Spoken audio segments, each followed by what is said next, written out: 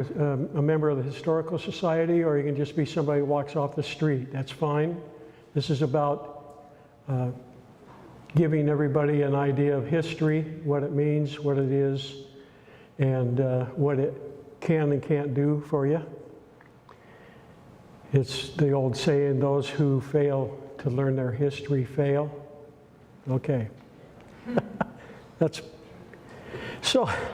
I don't know, you look at the government and that's what happens over and over. Okay, anyhow, to get moving along, yeah, I want to welcome everybody here, and hopefully you will continue to keep coming to our meetings.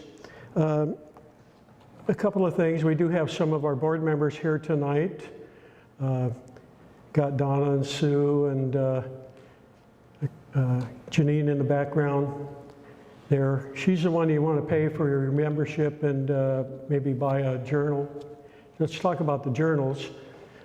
We have a new one coming out in December for the December meeting, and I haven't seen it yet, but it should be a good one. It's going to be a little larger than normal. Another thing that the board has voted on because of costs related to the journal, we've had, I think it's been, what, 11 or 12 years we've had the continuous $10 a book price for the journal, for the annual journal. And so what we're looking at is we're looking at raising it this year to $15. Everything has gone up, and that includes the things that we work with. So as you go back and get your journal here this December, it's going to be a little more money. I'll talk about the next month's meeting and the one in December. Next month, we have a lady from that's going to be talking about the Holler House, and it's over in Coopville. I believe it was built in, what, 1854 or something like that. He was a member of the military, and then he retired in Coopville, and he had a bunch of acreage, and now part of the town is on his property, and his original house with most of the original furnishings is still there. And so she's going to come up and talk about that. For those that wonder why we're going to do anything with Island County, this was Island County. We broke off from Island County in 1853, so we have always been a part of that. Just like Skagit County belonged to us until about 1880. So, and then in December, we're going to have Don Wright talk about the Christmas ship. Good time to talk about that. And he's going to give us a history of the Christmas ship. That was the one that sailed around the San Juan Islands. At Christmas time, the ship would be all lit up in colors, and they had Santa Claus. They'd take them around into the islands and stop and give all the kids candy and things like that. So he'll be here in December. December will also be a few people getting up to talk about projects or something like that. It will also be the voting month for the new membership of the board. And we would really appreciate it if people would join the board. So that's about all I have. As far as business is concerned, I'll save the good stuff for December when we have the regular business meeting. So anyhow, I want to thank Drew in the background. He's going to record this for television and online show. So hopefully we'll have somebody here every month for our meetings. So if your friends missed it, you can tell them, hey, go online. Maybe you can find someone to do refreshments. For Refreshments. We have no one. You wanted somebody to volunteer? Yeah, like Janae used to. Okay. So I have another thing. We would like to know if people want to volunteer to bring goodies for the next month meeting. So as you can see, it's not a big deal. I'm sure we would make the punch. and then somebody could bring some cookies and things in if they want. If you do, if you're willing, talk to Sue, that lady that was just up here. She'll tell you about it. I think that's pretty much it on that. I know you're all anxious to see the program tonight. First of all, I want to ask, how many of you are musicians? Okay, there's a few. How many of you are DJs, retired DJs? Yeah. For those who don't know, we have one in the back there, Steve Smith. He was with KPUG, so he's in our book, along with about 30 other DJs and who knows how many other people. We have about 370 people in the book. We have 170 pictures. We have, it's a good book. We talk about the history of rock and roll, the history of music in some little thing, one page, the history of rock and roll, and then we go on from there, starting with, of course, the Northwest history. There's a difference. There's a number of things that happened up here that didn't happen anywhere else as far as the music was concerned, and they actually kind of split off from the main line. So, sock hops and snowball dances. Snowball dances, that's where you pass the wands around, and so everybody was picked to dance. They had, and then of course the sock hops.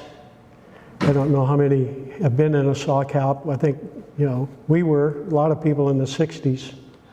They had a lot of them, and they're having another one. It's in the book. It's this coming spring. They're going to have a celebration of some anniversary, and they're going to have a sock hop.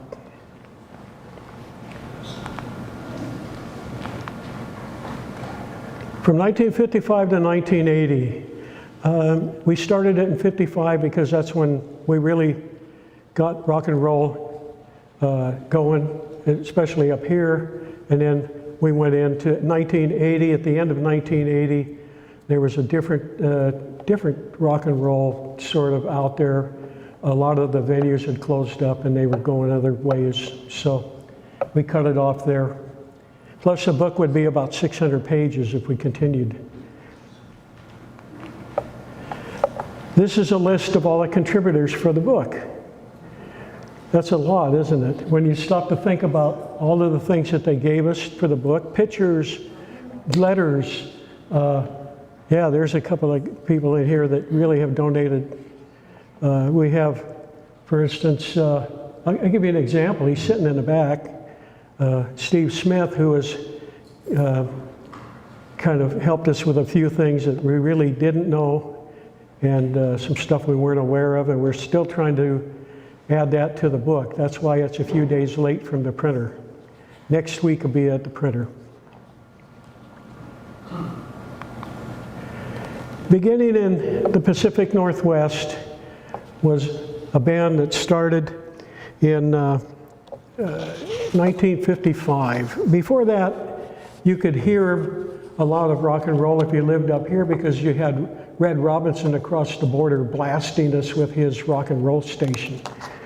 I don't know how many of you people remember that, but that was kind of like with Station 12 on the TV. You got that? So we had these brothers, a couple of brothers and then their friends. They sang in the church in Tacoma, the Barons.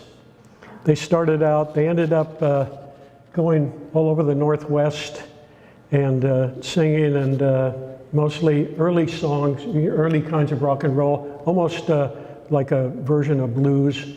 And then they went on to record studio in California, and Then they came back up here and we graduated from high school and they broke up.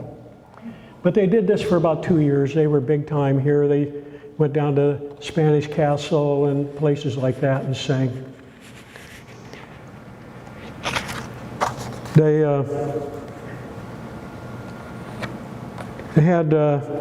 cut records in 1955. Eternally Yours, Boom Boom, My Dreams, My Love, Cold Kisses, Searching for You, I Know I Was Wrong. And they had, played at the Brown Derby, and then they had a Club 24 in Tacoma that they were at all the time. So in 1957, they broke up and went their ways. So the next group was the Dave Lewis Trio that started about then. And of course, then they went on to greater fame. And they're all in the book. I'm going to keep saying that.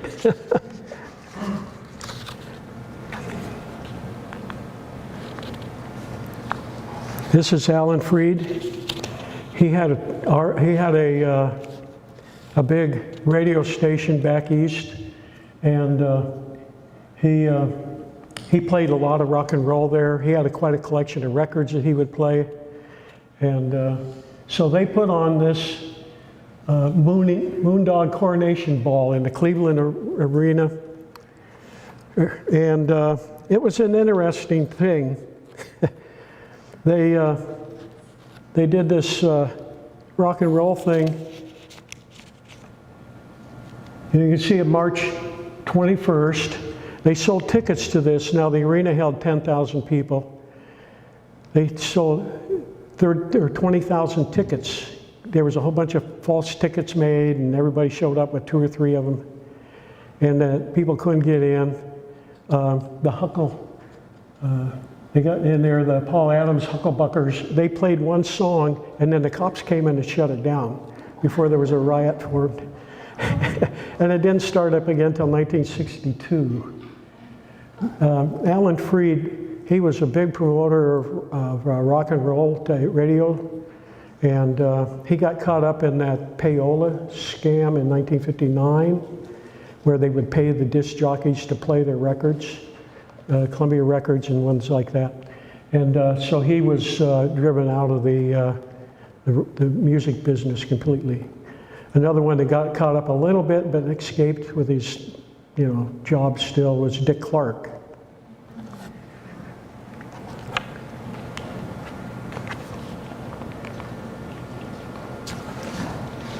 The famous trio, Big Bopper, Richie Valens, and Buddy Holly and the Crickets. Everybody knows about them. The date is February 2nd, 1959 in Clear Lake, Iowa. They're doing a dance band thing there. The Surf Ballroom put on a concert, I guess, you might call it that. Started at 8 p.m. And they took their turns on the stage, playing all their hits. And at midnight, the concert ended. And so they were headed that next morning to Fargo, North Dakota. This is in February. Ooh. So anyhow, they hired a plane to take them there. Holly's band members, one of them was Waylon Jennings, another one was Tolly Alsop. And they gave up their seats to Valens and Big Bopper so that the 3 of them could go up together and the others would come later. It took off, it went in the air about a quarter mile and it crashed in a cornfield. All them and the pilot were killed. That was the day the music ended. The music died. That was, 12 years later, Don McLean had that song, American Pie. Do you remember that? Big Blow.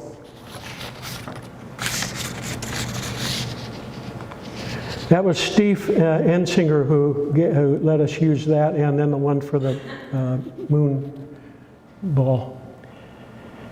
So we're going to start talking about venues.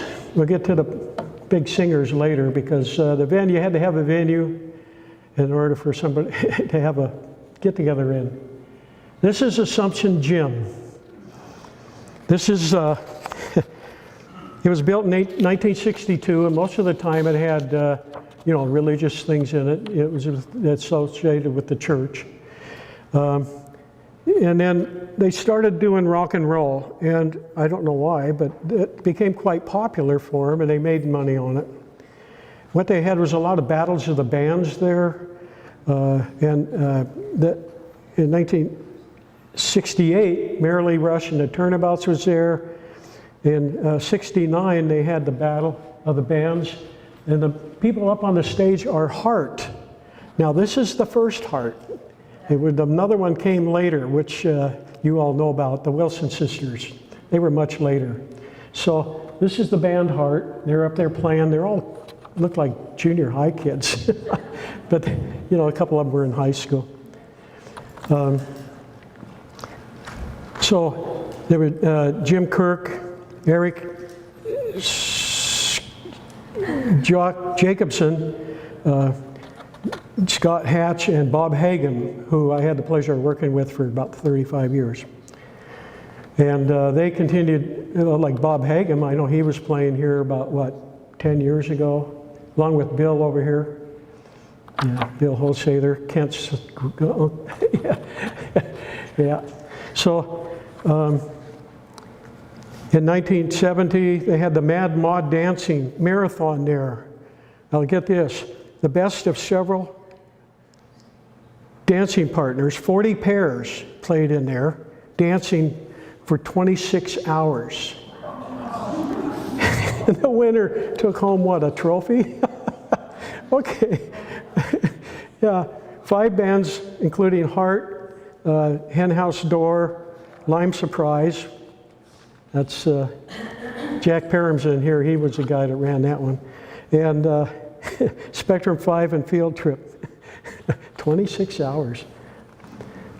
In 1970, they had another Battle of the Bands. They did a lot of stuff for the Blossom Time, too. They had 2- and 3-day events in there with rock and roll. Other bands that were in there were Cinnamon, Phase, Crystal, Tricycle, Purple Haze, Chaos. You guys, a lot of you probably don't know what I'm talking about, but a few of you do. And so it started going in about 1980, the last rock and roll took place there. They had switched over to wrestling. And it was so big for them that they didn't have time for anything else to come in and use the facility. Wrestling. You know those big guys that pretend like they're hurt and stuff. Okay. Here's Merrily. She came up here quite a bit. Well, she's just out of Seattle, so she came up here quite a bit. And so we had to, Deb and I went to one of her events there down in Puyallup in the skating rink there. We stood in front of 6-foot speakers for about 3 hours, and I can't hear. I couldn't for many years. Dakota Creek Christian Center, one of the largest, I think, if not the largest dance hall in Whatcom County, 11,000 square feet. It was built in 1960, and the Beacon Ballroom, the first band that played in it were the Swags. You'll see them later. They had Dawn and the Good Times, Buddy Knox, the Little Richard, the Sonics, and they started up in 1960. In 2000, it was renamed the Two Louis Ballroom, and in 2002, it became the Dakota Creek Roadhouse. It was that for quite a long time. And then by 2003, they had gone bankrupt and closed. And then it became this for a while till about 2018, and then it's closed, so now the building's empty. A number of them are like that here.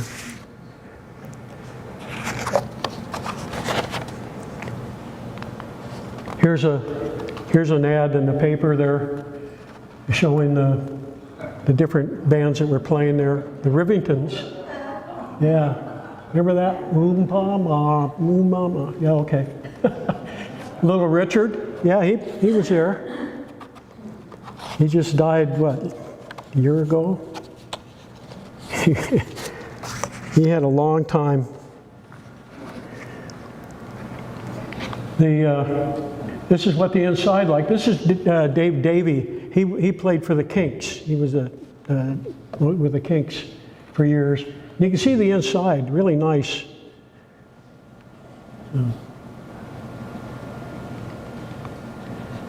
The next one I got on the list for tonight is a pretty big place. It's the Breakers on Point Roberts. This opened in 1934 as a dance hall. It was the only dance hall south of the border that you could drink and dance in the same building. And so the Canadians came down here, carload after carload. There'd be 600 Canadians down here on a weekend because they had that Sunday, they couldn't sell booze on Sundays. So they'd come down here, and they'd go to here, and then the one across the street, the Reef, and they would flood the place. There were so many of them come down. The road is only wide enough for 2 cars, and they had to park alongside the road because they'd fill the parking lot up so quick. And so as they were getting ready to leave, or as they were getting there, they would drive into the ditches. So that at the end of the dance, when they let everybody out, there'd be a half a dozen tow trucks out there. And the cops, too. They made a lot of good money then. Yeah, they had all the big names. April Wine, Chubby Checker, the Doug and the Slugs, the Kingsmen, Long John Baldry, Steppenwolf, Jefferson Starship played there. But the main entertainer there was Bachman Turner Overdrive. Now, you're thinking Randy Bachman, well, he's from Ontario, what's he doing around here? He was actually using the building as a home. He lived there, that was his mailing address, was that building. And so then when they started playing all of their famous songs, that's where the first place they sang them. And most of them were written in that, not in this building, because it was the earlier one. This building burned in 1980, late 1980s, and then it was rebuilt again. Unfortunately, it was rebuilt a month before the Canadian World Fair opened, and the Blue Laws disappeared. One weekend they had 600 guests, the next weekend they had about 5. So nobody had to come down and get their booze here. Yeah. It closed in 2001, and it's been sitting empty ever since then, just like some of the other big ones. No use to having that, just doing little clubs and auditoriums. So Nick Kaninsky bought this in 1996. Now, you may have heard the name Kaninsky, or Kaninsky. Nick was just following his father's footsteps in wrestling.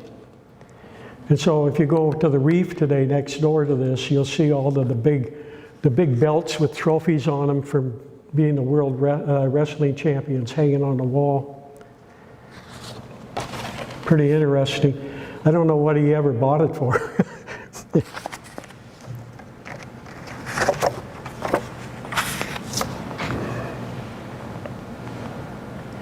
Here's another one that had a lot of famous people singing in it. All the big times, the Viceroys, the Kingsmen, all of those people played in this building. This is Village West. It's in Birch Bay. It's still there. It's the Birch Bay Community Center. It's built in the 60s, and the first dance in there was May of '65. And the guy that had it built was Terry Bassett. He founded Village West at Birch Bay. They also had a Village East up over in Chelan area, Wenatchee. And Terry and Pat O'Day became business partners. Terry had the building and Pat O'Day had the people to sing in it. And so he kind of took over Village West. And Pat Jerns, who was, 17, 18 years old at the time, had the only permit to allow teen dancing in Whatcom County. And so they had to hire him as manager so that they could open the business. He also had booking agreements with some of the people that were involved. The bands that played there: City Zoo, Ian Whitcomb, the Knickerbockers, Merrily Rush again, Sam the Shaman, the Sonics, and Linda Ronstadt performed there, the Stingrays, the Unusuals, and the Wailers. There were some of them. It closed at the end of this other period of time, 2000, and now it's a community center. It was built really quickly, and so it didn't have a heater in it, so it was only open during the summer. Here's the other big dance hall, Forest Grove, out on the Linda Birch Bay Road. You've probably driven by there and looked up there and saw this big empty lot, which at one time would have been full of cars. That was about 10,000 square foot building. And they didn't, when it first started out, of course, it was built in 1960 also. A whole bunch of them were built because they could see the money in this. And the first R&R bands played there in 1973. Before that, Country Western, they played bingo and all that stuff. Sometimes these places played bingo 3 times a week, 4 times a week. The Platters were in here, Del Richardson, Pat Roberts, Gary Lewis and the Playboys. And then they had several all-county teen dances here. Every year at the beginning of the school year, they would have a teen dance. It would be promoted by one of these big dance halls. The ballroom sold in 1980, and the last bands to play there were Footloosey and Heat in July of 1981. And then it's been closed. Well, it was a dance school for a while, but it has been closed for years, just years. We'll go to one more pretty good sized one. Henry's Gym. The Coconut Grove. Okay. It opened in the late 1930s. They had dancing in there from that time. They had a house band there, probably played some swing and stuff. And it was mostly country western. And then around 1979 it was bought, and they changed hands or changed management, and they decided to go with rock and roll because they get more young people in there, and more people meant more money. So they had them in there. Bands, local bands mostly played in there. Junior Cadillac, Wet Paint, Airborne, Copperfield, and Cinnamon. We'll talk about Cinnamon. And they still have dancing there, but not anything like it did before. I think it reverted back to swing and country.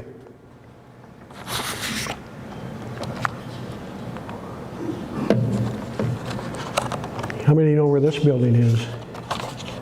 Yeah, a few of you. This is the Elks Club downtown Bellingham on Cornwall.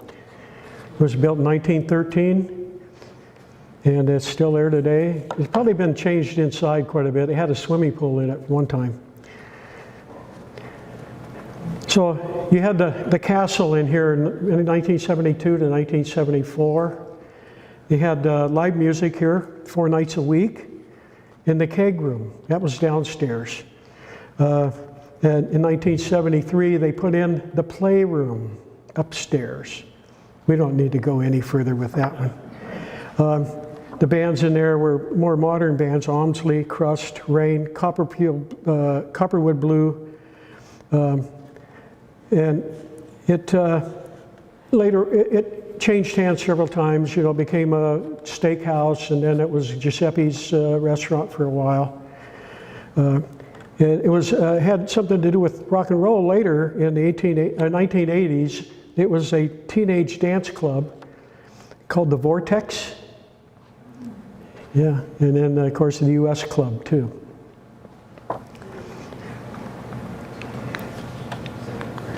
There's an ad for it, 1973. Yeah, dollar pictures. That's old.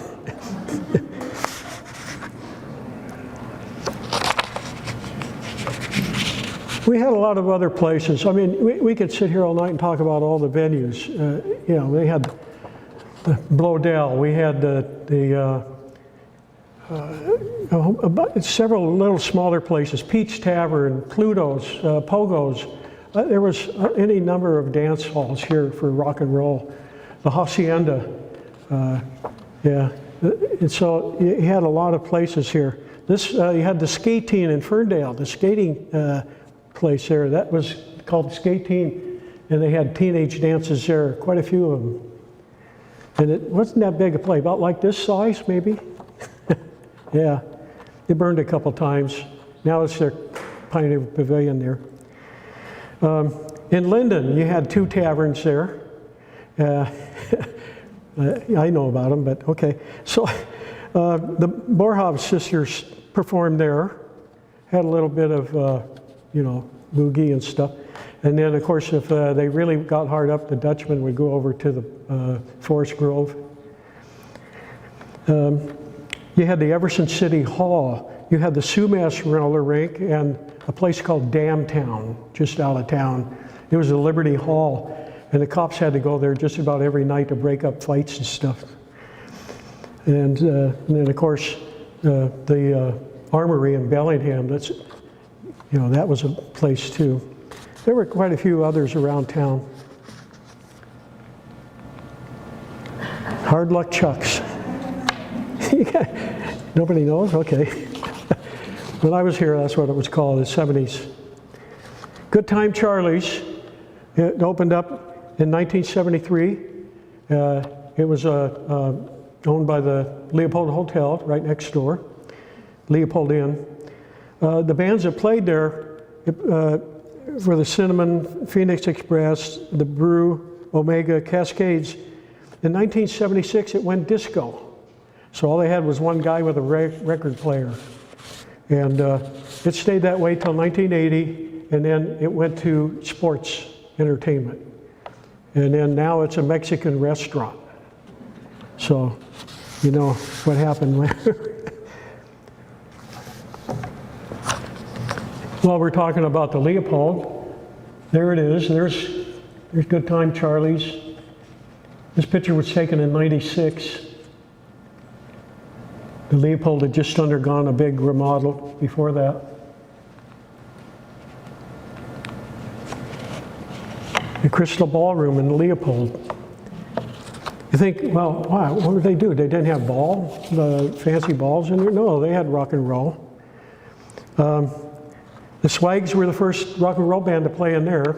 They played in several venues to be the first. In 1961, the Toggeries, you'll heard about those.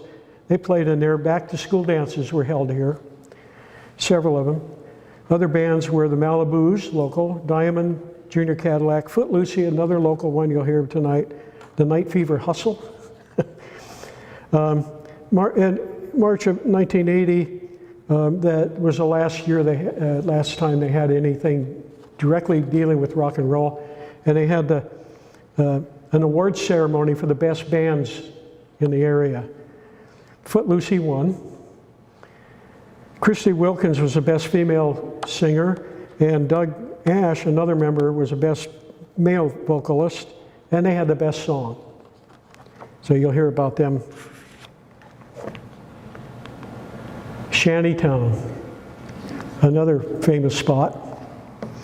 It had a house band, and that was Cinnamon. They were up there for a long time, 3 or 4 years. They were the house band there. That was just on the highway going into Blaine, Highway 99, just before you got into Blaine. It was on the left. And it was opened in 1972. It was the old Crystal Palace Tavern before that. And the bands there were first country, and then it was, there again it was bought up and became rock and roll. The Stray Cats, Omsley, Cinnamon, the Axel and Hot Pursuit, Air Traffic, and Greased Lightning were the band, some of the bands that played there. And then by 1987, most of the music was country. And then they had bingo every night. The Canadians loved bingo. It closed somewhere around 1990, and now it's a Pacific Building Center up there. And they also let us use this picture of the inside. That's the bar. Pretty nice.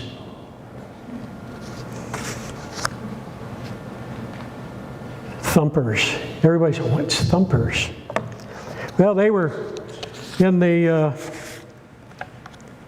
sports arena. And they were opened in 1977 to teenagers only, 16 to 21, no alcohol. If you left, you couldn't come back in. They had people standing around all over the place watching everybody in there. It was mostly disco.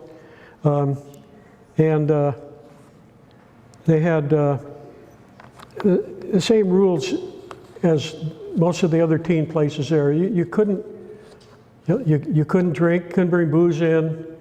You can't leave early and then come back in, things like that.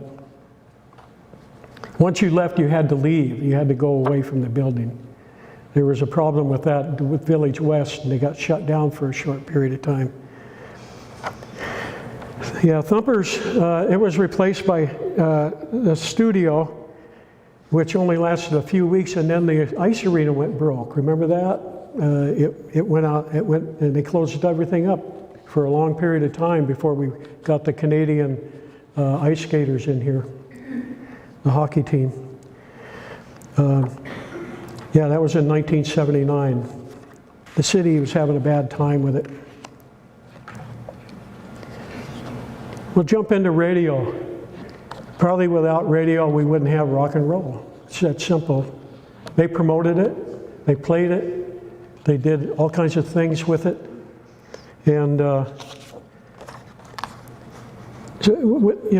rock and roll without radio, what would it be today? Who knows?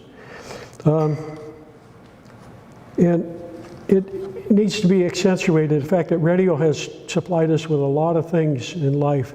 So it's not just the TV that's doing a lot of that, it's radio.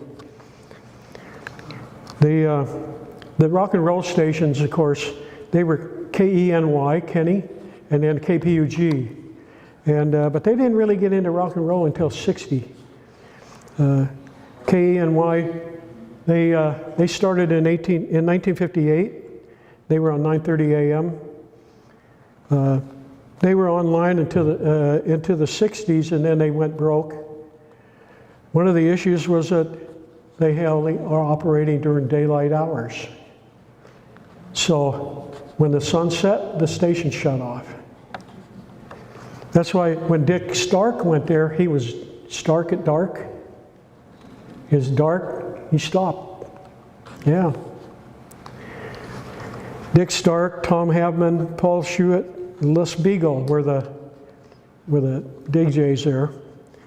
And then that kind of brought them to a standstill too. We'll talk about that in a minute. We'll talk about what I did. I just jumped over one of my notes. Gary Bruno. Now Gary Bruno, some of you heard him on KPUG for sure.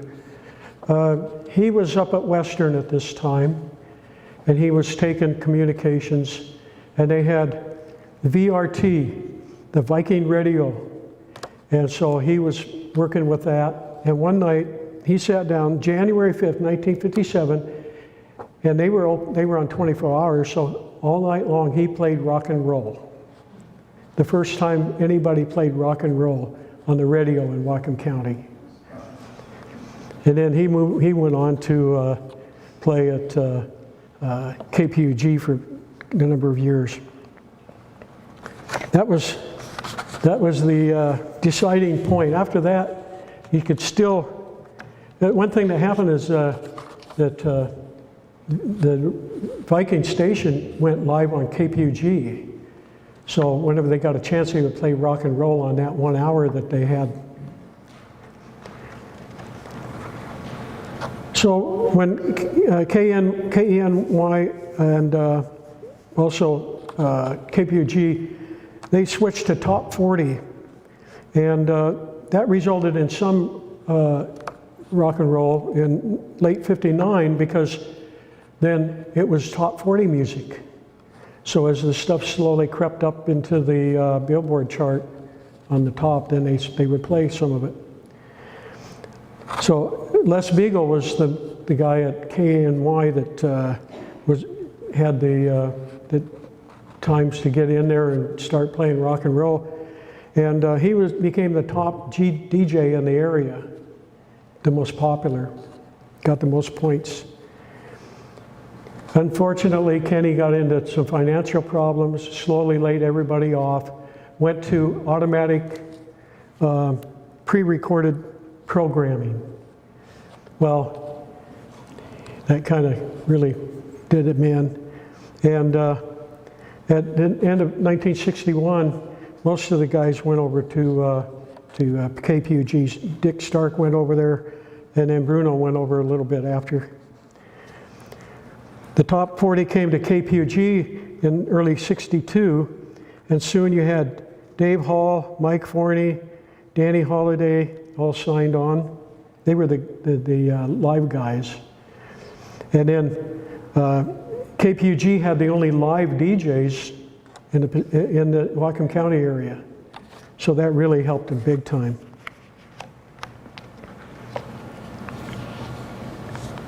So here we have the Bob O'Neill, who was one of the good guys. He's over here with KPUG 11.7, and it shows you the top 40, part of the top 40 chart. They would go around and look at record stores and listen to what was being played by the people, do a little bit of inventory on the things like the jukeboxes and whatnot. This is a picture of 4 of the people involved. The one on the left is Dick Stark. Then you got Gary Bruno. I don't know who's in the background.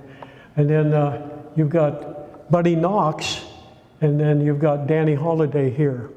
Buddy Knox, he just lived across the border in Vancouver, and he worked for Red Robinson up there. He ran the one of Red's nightclubs up there. He came down quite a bit, seems like. He was always involved. He did some playing at the different venues also. And yeah, Danny Holiday, he was a local DJ. He came up in here, and he kind of, well, they all kind of took off with their business and really became well known in the Pacific Northwest.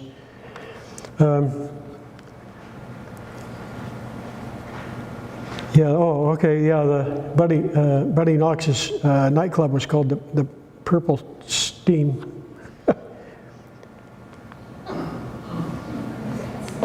What was considered the father of rock and roll in Seattle. Pat O'Day. Now, I'm not going to say that's 100% true, but he was big enough in what he did. He ran a lot of things, promoted rock and roll, promoted people who played rock and roll, promoted venues. He was in and out of the programs all over the Pacific Northwest. He owned radio stations, he managed them. He was a DJ on KJR. We listened to him in '65. That was going to high school there. If you had a car, it was on station KJR all the time. It was all AM. This is him in 2019. Kent and I went to visit him. He was working real estate in Friday Harbor. There was the one you probably read in the news that burned down here a couple of months ago. That was his office. But he died in 2019, so, or 2020, somewhere in there, yeah. Yeah, he was pretty big, and he get in and out of some scrapes too, just like the rest of them did.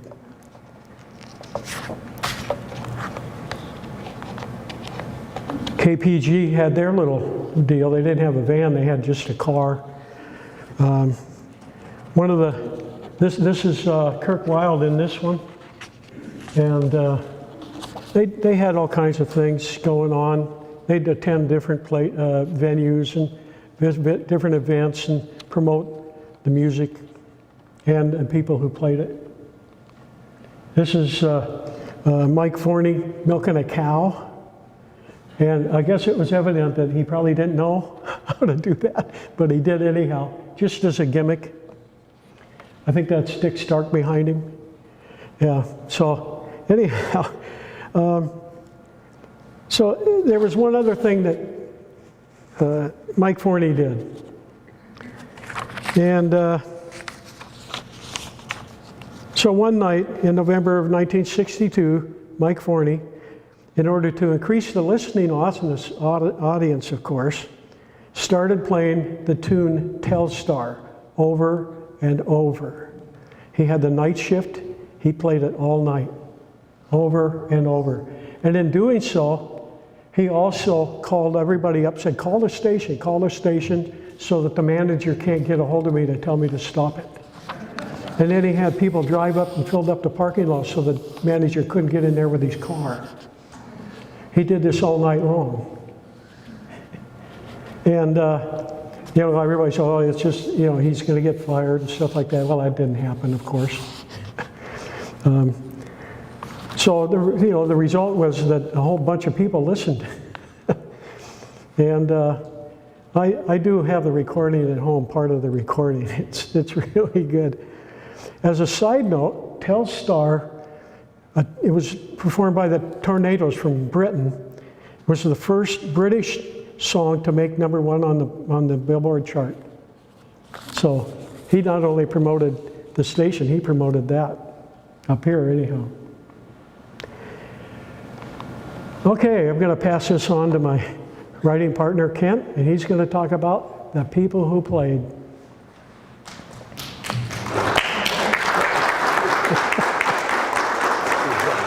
There's no light up here. Huh?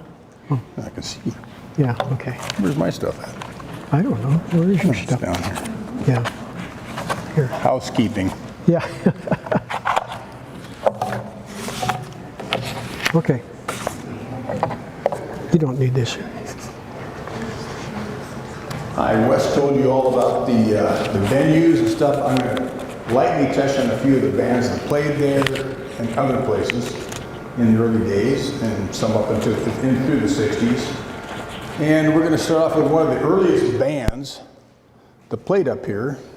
You need to turn on your mic. I did. You did? Oh, you're good. I'm good. Thank you.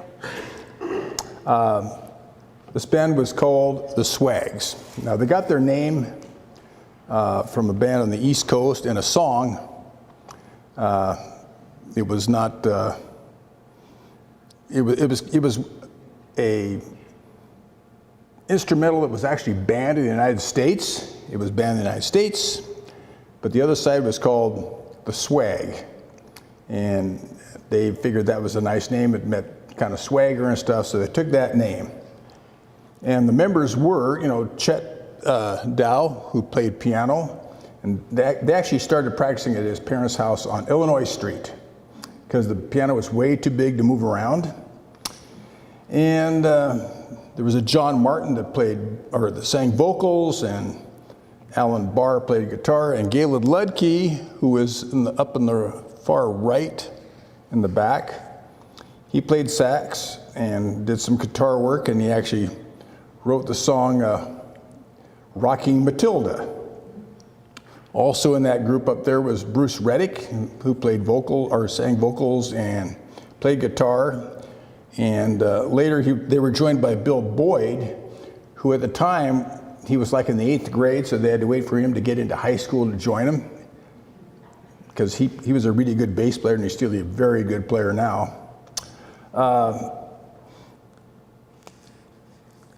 They had a big hit called, one semi-big hit called Rocking Matilda that Ludke had written and played sax on, even though he did not play sax very well, but he played it for that song.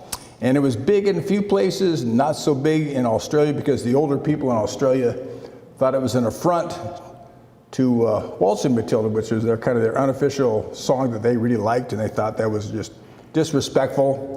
But the younger kids liked it, and they ended up selling 250,000 copies. And actually on American Bandstand, it was actually played twice by Dick Clark. So that was pretty big for them. They were actually the first true rock and roll band north of Everett. They, they didn't know anything about rock and roll up to that point around here. Everybody played swing and stuff like that at the smaller granges and stuff, but they came in and started really rocking, and the kids really liked the rock. And they did a few openings. They opened for Eddie Cochran and Johnny Burnett and Gene Vincent and Richie Valens, who, by the way, could not play in Seattle. It was a racist thing, but he could play up here. So he played up here, and they backed him up. So they played up until about early '62, and at that point,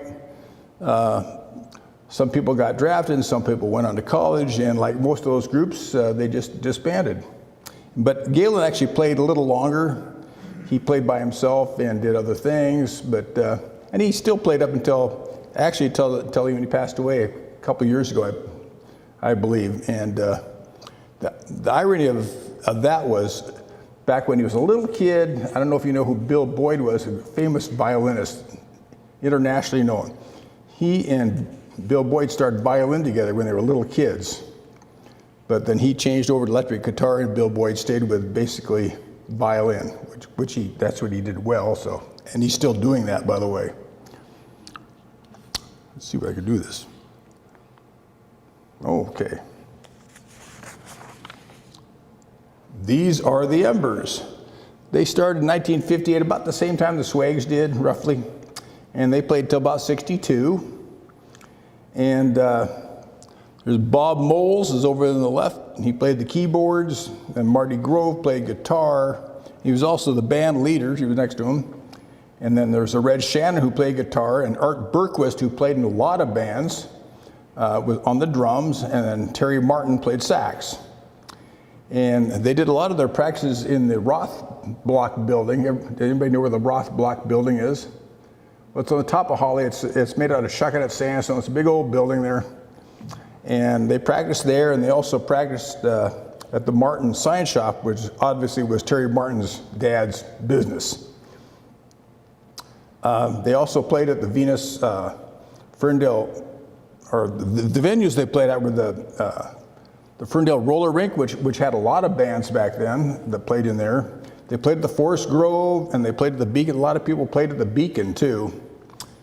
And they played it down at the Spanish Castle, which was really famous. That was down, I believe, between Seattle and Tacoma on the old 99, which later on it actually burned. And they actually played up at the Mont Baker Warming Hut.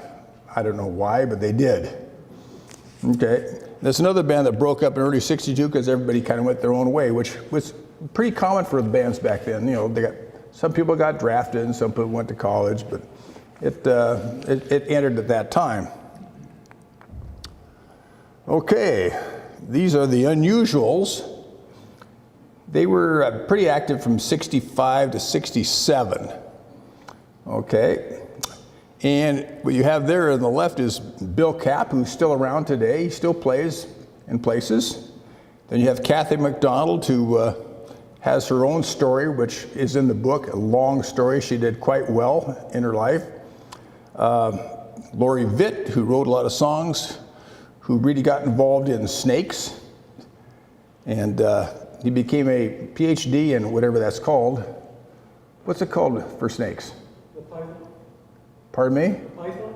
Not a python. It's a science of snakes. That's what he did. And he did that for quite a. He wrote a lot of books and stuff. Very famous in that field. And going back, eventually, early on, They were they used to be called just the regular Bellingham accents, but other people are using that name. So they decided they wanted something different and more unusual. So Pat Jern says, well, how about we just use the name Unusuals? So they went with the Unusuals.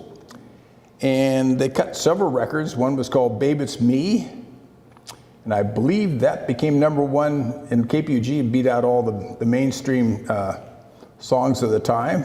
I think they were like for 5 weeks on there as #1. And they also did I'm Walking Babe and Summer is Love. And that was Dusty Springfield cover for Kathy to sing. And she was a great singer, by the way. And then they had a big opportunity, Mad Magazine, Life Magazine got a hold, and they wanted a big article about them in their paper. So they had all the setup for the Life Magazine, and this is, what year was this? 65. And there was a big power blackout on the East Coast, so they got bumped out, and they never were able to get back and get their picture and their stuff in there. So that was kind of their big chance to make it on a national scene, which they never did after that. The band broke up in 1967, but a few of the group members carried on for a couple of years, but it was never quite the same because Kathy McDonald left to play with a group called Fat Jack, and then she moved on to other things, and she ended up going down and eventually singing for Big Brother and the Holding Company, and she did a lot of work for the Rolling Stones and all kinds. She did all kinds of stuff after that. They played with a guy for a while named Dewey Martin, who was he would later became the drummer for the Buffalo Springfield, and with him they played down in Seattle stuff, and they opened for several big names down there, and they played in the Coliseum for 18,000 people, so that was kind of their high water mark. And they also opened for Herman's Hermits and Wayne Fontana and the Mindbenders. And pretty much after that, they kind of split up and kind of went their own ways. Once again, a couple guys kind of stayed together and kind of kept working at it. And but eventually, it just kind of fell apart. Okay, these are the Toggeries. And the Toggeries, we had Bruce Reddig, Bill Boyd on the bass on the far right. Jerry Hole played drums. Jerry Hole played with a lot of different bands. He was a very good drummer. He passed away several years ago. Terry Martins, Frosty Billingsley, and Willis Jackson. Don Martinson, Judy Feldman, and Patty Allen, who was kind of the first black singer to play up here in a regular mainstream band like this. Frosty kind of recruited her out of Western and wanted her to play in the group. He bought her some clothes because she didn't have a lot of money, and she did really well. And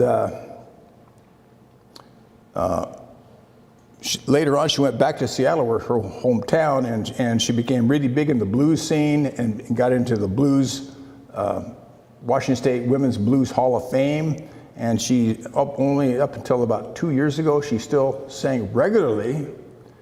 And I talked to her a few times, and one of the nicest ladies you'd ever want to talk to. And she owed her everything to this Billingsley, who kind of got her into this thing, because she just sang a little. Before that, she always sang, in just church, things like that. But she did really well, and she's doing fine. I think she just retired from singing. The clothes, and the reason they got the name the Toggery, because there was a Toggery's men's shop in Bellingham, and they said, if you wear our clothes, we want you to call your name or your group the Toggeries. So that's why they call themselves the Toggeries, so they can get the free stuff. They did that. They backed up several names like Teddy Radazzo, who wrote and sang Pretty Blue Eyes, Tiny Tony, Dave Lewis Trio, Buddy Knox. They did several of those. And eventually, like every other band, they broke up. Okay, these are the Fanatics, 1962 to about 1966. Ken Colvin, I don't know if you know, he graduated in '61 from Bellingham. He played saxophone, and Dick Stensland played organ. And they're another group that played all over Whatcom County and some in Skagit County. They played up at Western, they played at taverns, they played all over the place. Their favorite place was the Beacon Ballroom. They played there a lot. And they played down in Everett a lot. And that's another group that was around for, 3 or 4 years, and they finally broke up. I like the picture because I like them standing on their Fender blonde amps, which is kind of cool. Okay, this is the Coachmen.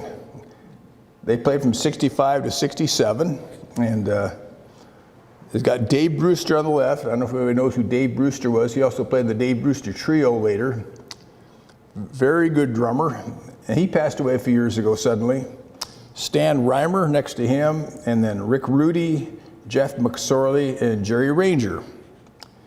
Back then in '65, everybody was into this Paul Revere and the Raider uniform thing. Everybody had a costume, so that was pretty much a direct rip-off of the Raiders, as you could tell. They were the Coachmen. They had the same kind of outfit.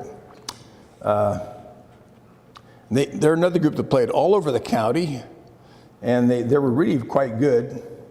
And over a period of time, they decided, well, heck with this. They got rid of those and got the tie-dye T-shirts and just became regular musicians. But at that time, everybody had to have those kind of uniforms, they thought. So, and in this picture, the Stan Reimer and Jeff McSorley, they had just recently came from another group called the Triumphs, which played before this. But it's another group that after a while, they just broke up, which just seems to be a recurring story with all these bands. Okay. These are the Rebels, 1965 to '68. They were a combination of kids that played with the Malibus and the Tremblers. Okay, they got Steve Reimer, Rob Rideout on the drums, Mitch Bernardi, he played lead guitar, Mike Grimson played bass, and Greg Cole played the tenor sax, and he sang. Okay.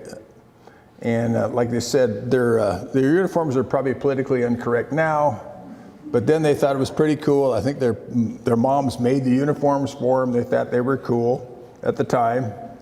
And they had a huge following all over the county. In fact, I think out in Nooksack, after they played a gig, they're walking out and they were chased by screaming girls, because I think they said the girls out there thought that's what you're supposed to do because they saw Beatles on TV, and that's Nooksack. You know, you get what you get. Okay. They also played on, as you can see, they played on KVUS TV, because every week there was a different local group that would play on KVUS TV. I remember watching those myself. They'd have a different band playing. Some were really good and some were But, and they played on there. Several of the kids, all but Rob Rideout, had gone to Seahome, and they were threatened to be kicked out of school because their hair was too long. You can see it's just freakish long. But they said, well, go ahead, but we're going to retain a lawyer. So all of a sudden that was dropped. But Rob Rideout, who went to Bellingham, he actually did get kicked out for a day. So he's probably the only kid that got kicked out of Bellingham High School for having too long a hair. That doesn't happen now, I'm pretty sure. Craig Cole left the band in 1968, and he was replaced for a while by Lori Vitt, but that didn't last too long, and once again, that band just faded away. Okay, this is SPQR, which I'm trying to remember what it means. It's something about the people of the Senate of Rome, whatever it meant. In the picture, we got Mike Matheson, Doug Ash, Monty Henderson, and Rob Rideout again on the right. Okay. This was taken in the Sunset Building, which was on the corner of Holly and State Street And the building was raised years ago. It was like a 4-story building there on the corner. And before that, they had it as a disco type setup, or a discotheque. And what they did was, the people that had it before, they had these go-go dancers. This thing even works. And they would appear, oh, sorry. Oh, I hit the wrong button. Sorry about that. Well, what happened there? There we go. Boom, boom, boom. There we go. And they would be up here and they'd gyrate, you know, and they have a little cage up there for them. Well, later on, that's where they decided to put the drums. So I remember one time when Rob Rideout was sick, they called me up, so I had to play drums up there. So I remember hauling my drums up there, and it must have been 150 degrees. You're right next to the ceiling. We played for about 3 hours, and it was terrible. But like most of the bands back then, they had a Hammond B3 organ. That was kind of the organ of choice for everybody back then. It's still a great organ. A lot of bands still use it because it has a great sound that they just can't duplicate digitally. It just has a wonderful sound. Eventually, they broke up also and moved on. And after they left, they decided to tear the building down because they weren't there anymore. I might have lied about that, but they did tear the building down later. As you can see, the uniform thing. Okay, this is Cinnamon, 1976 to 1980. And Bruce Rowell guitar. There's I think Dean Anderson must be, where is he at? He's there. Okay. Yeah, I think he played with the Replacements recently. They were the house band at the Breakers in 76, and were billed as the bicentennial band of the Breakers, because that was in 1976. Well, later they went to Shantytown, and they were at Shantytown for 4 years. I remember going out there and watching them play. And this time, Gary Morgan, who played drums, I think, became sick, and I think he passed away later on. He was replaced by this Gary Britton Boucher. And shortly after 1980, the band members went their separate ways, and they all went to different bands. And like everything else in this thing, all these bands would break up and form new bands. So that's what made it a very hard book to do, because they were like, oh, what do you call it? Vagabonds. They were just moving around, and you couldn't really nail one down for very long. Okay, this is Footloosey, 1979 to 84, okay? This is another band that Doug Ash played in. He played in a lot of bands. That would be Doug Ash there. They used to play a lot at the Holiday Inn, and they played at the Hacienda, and they were a house band at the Coconut Grove. Okay, for several years, they were the house band at the Coconut Grove, and they did a lot of venues around. They played Skagit County, they played King County, they played in Canada. They played they were kind of an in-demand band because they were really talented. In fact, I think they went down to San Francisco for a while, did some recordings down there, and they also recorded up in Mushroom Studios up in Vancouver and did some albums up there. They did one called Heartbeeps, which I think I have that album somewhere.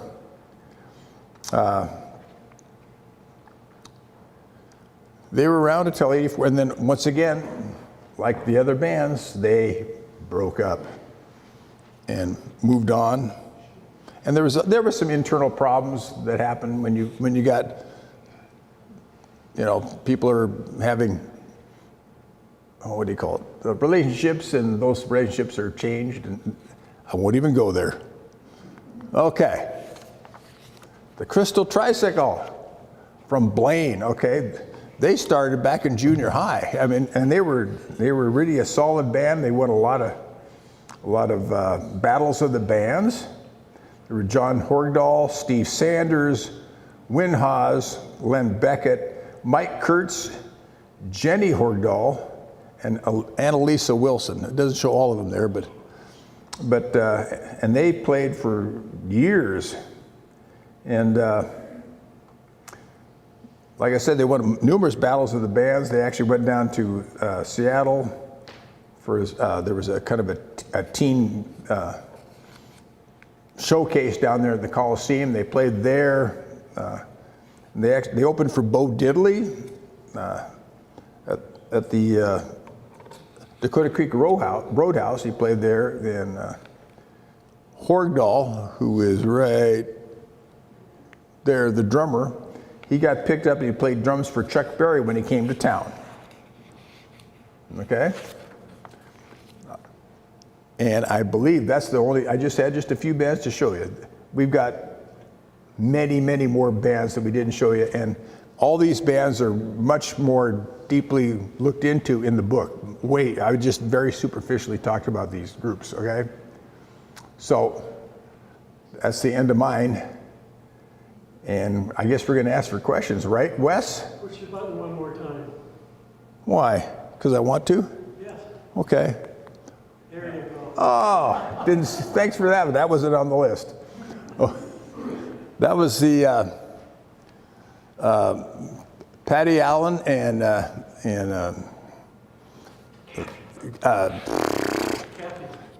Kathy McDonald. And they're down there in Seattle, or I think it's Bummershoot or something, putting on a show. Yeah. And they were both basically had their starts in Whatcom County, and they both did very well in their careers. And that's actually, we gave them the honor. That's going to be the back of the book, by the way. And that's the end.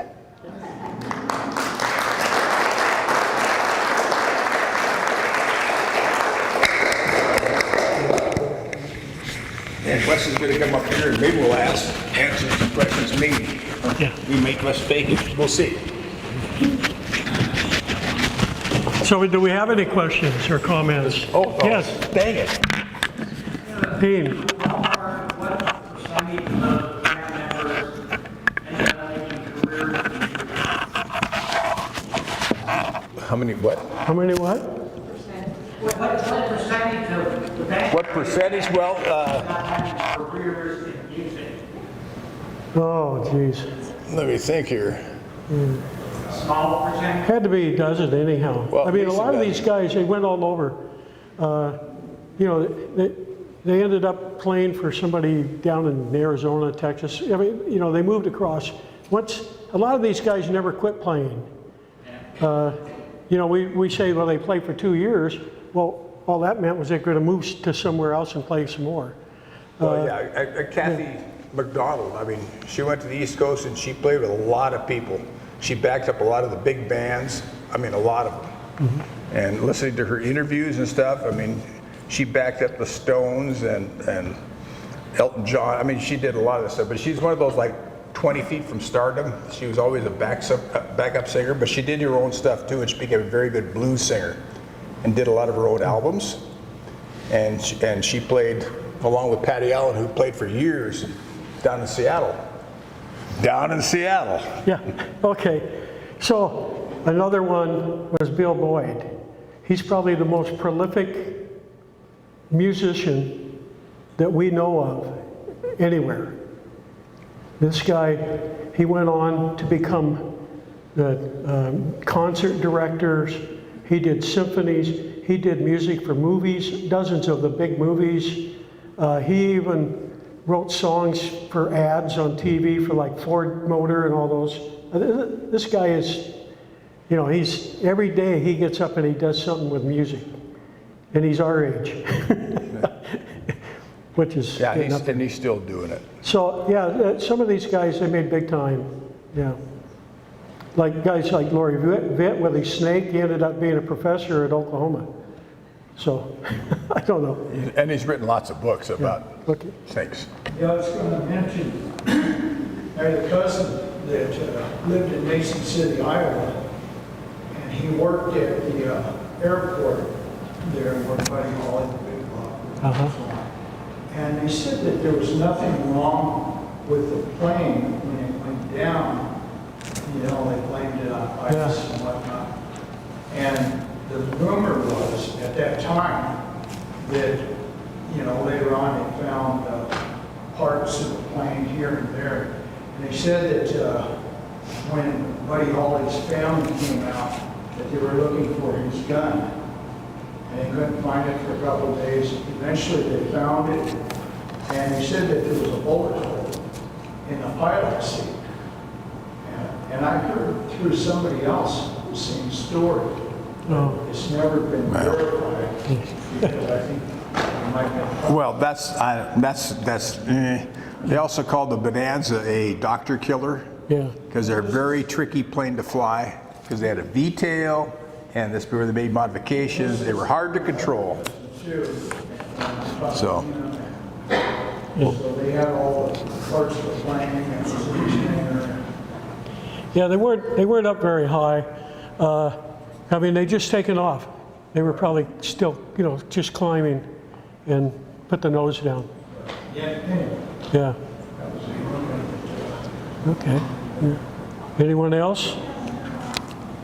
Yes, Dean again. Did your research get into the rock and roll scene of Western and maybe not only with the radio station on campus, but maybe with college students who were in bands? Oh, yeah. Well, like I say, Gary Bruno was on the Western radio station or channel, and he's the one that played the first rock and roll music in Whatcom County. Western. They had some big names come in. They had money to spend on these guys. I mean, Jefferson Starship and all those people played at Western up there.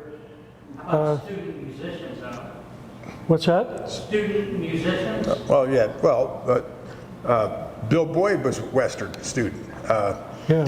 Frosty Billingsley was a Western student. Yeah. Patty Allen was a Western student. They all came out of Western. Yeah. It's just like the jazz people. At one time, Western probably was one of the most noted jazz centers of jazz education in the country. So, yeah, they had probably at least 20 big names up there at one time or another. Another thing they had was when they had Jefferson Starship, they had the two guys that they were the guys that liked the drugs, had this psychedelic van. They came up there, and after that kind of turned Western into a hippie college. It wasn't Cheek and Chong, was it? No, it was before that. It was, yeah. Yeah. So, yeah, Western definitely had some really good shows up there. Yeah. I think in the book we have, over 90 bands represented. We have 80 bands listed. And we didn't From get them all. Whatcom And we didn't County. get them all. I mean, Yeah, we there's didn't a get lot them of ones that slipped through the cracks, and there's going to be somebody that says, well, my band wasn't in there. Sorry. Yeah, we have a detailed description of 39 bands. And but we have a list of 80 bands. Some of the guys, they might play three gigs and never done, so yeah.